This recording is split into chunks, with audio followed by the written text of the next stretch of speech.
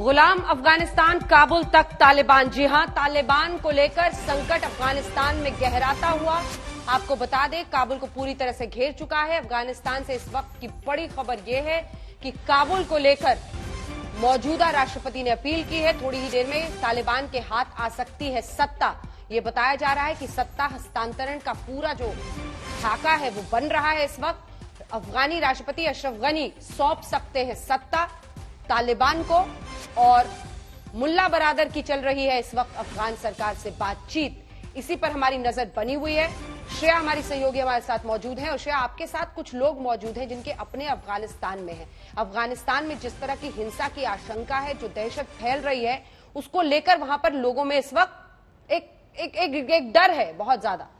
कुछ देर पहले आपने कई लोगों से बातचीत की थी, क्या तस्वीर उभर कर आ रही है? क्योंकि कई लोग चाहते हैं कि वो वहां से निकल सकें, लेकिन वीजा से लेकर फ्लाइट, सबको डर सता रहा है कि मुमकिन हो पाएगा या नहीं। श्रेया,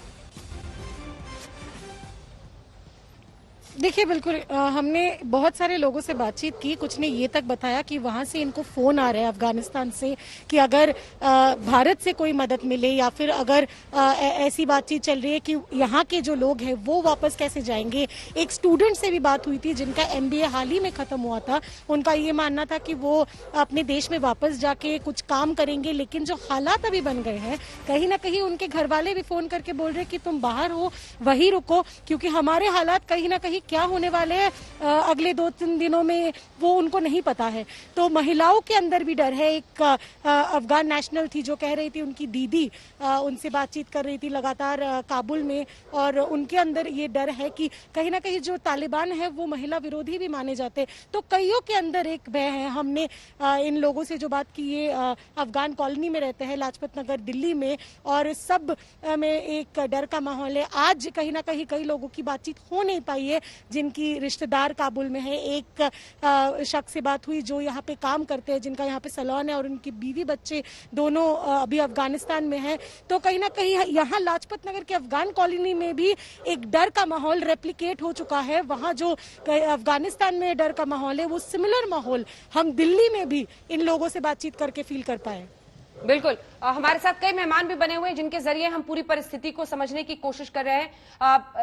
आपके पास आते हुए राकेश शर्मा जी, जो परिस्थिति बन रही है, सत्ता हस्तांतरण की जो बातचीत चल रही है, उसमें आप क्या होता हुआ देख रहे हैं? क्योंकि लेफ्टिनेंट जनरल राकेश शर्मा जी, जब हम देख रहे हैं कि सत्ता हस्तांतरण हो सकता है, तो क्या होगा उसका पूरा प्रोसीजर? और जो डर है कि इससे पहले तालिबान ने 1 दशक 2 दशक पहले जो वहां के हालात पैदा किए थे लोकतंत्र द्वारा चुनी हुई एक सरकार के, वही खौफ वजह है क्या कि इस तरह का फुल और सिंपल समर्पण होता हुआ दिख रहा है? वरना इतनी रफ्तार से जो तालिबान का कब्जा हुआ है वो कोई नहीं समझ पाया।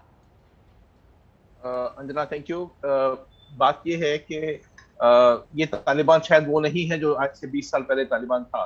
जो एग्जिस्टिंग तालिबान है, इनके भी जो स्पोक्समैन के स्टेट्समैन रहे हैं, जो उन्होंने कहा है कुछ लास्ट 1 साल में, वो इतने अच्छे नहीं रहे, और कुछ डर का वातावरण भी है। किसी ने 1 महीना पहले वो था, जितनी लड़कियां हैं जो 15 साल से कम की उम्र की हैं, उनका हमको नाम पता दीजिए ताकि वो तालिबान के फाइटर से उनकी शादी की जा सके। ये सब अच्छी बातें नहीं है और काफी चुभने वाली बातें।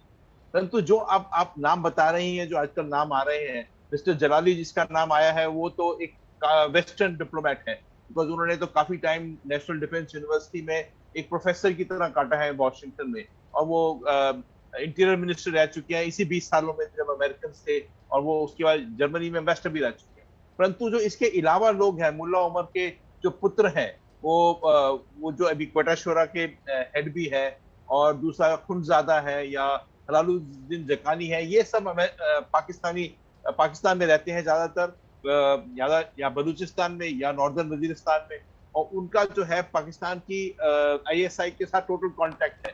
तो ये लोग हमारे फेवर में नहीं है।